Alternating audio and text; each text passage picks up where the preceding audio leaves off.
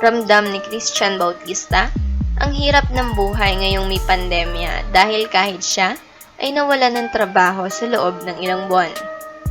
Mahirap din sa akin dahil mas pressure ang napunta sa akin kasi I am the husband. So suddenly, the husband had no work. So I'm blessed and thankful na my wife still has work. Of course, kasi she's in corporate. Lahad ni Christian sa virtual conference ng The Clash Season 3. Yung mga thoughts ko na dapat ba nag-farming ako, dapat ba nag-corporate na lang ako, pumapasok. Dapat ba mayroon akong ibang ginawang side business long ago? Dagdag pa ni Christian. Nilahad pa nito na nag-iisip siya ngayon ng iba pang pwede na pagkakitaan. Ang ginawa ko na lang, ngayon lang ako magsa-side business. Ngayon na lang ako maghahanap ng ano pwede ko i-broker. Ano pwede ko i-social media influence.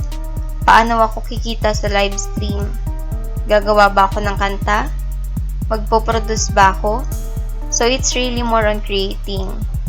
Creating something out of nothing. That's what I always say. Aniya.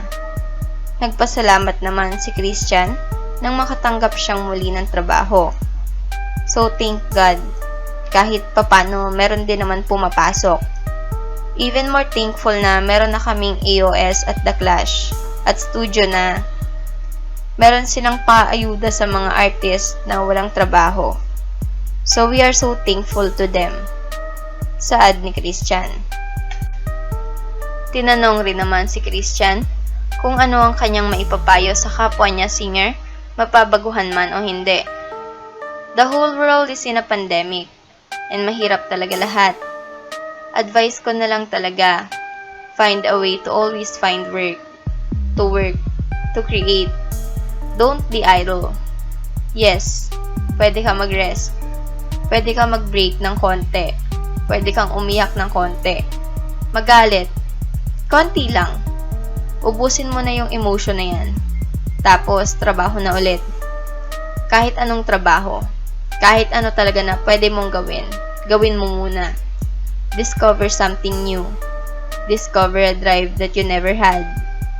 Sabi ni Christian.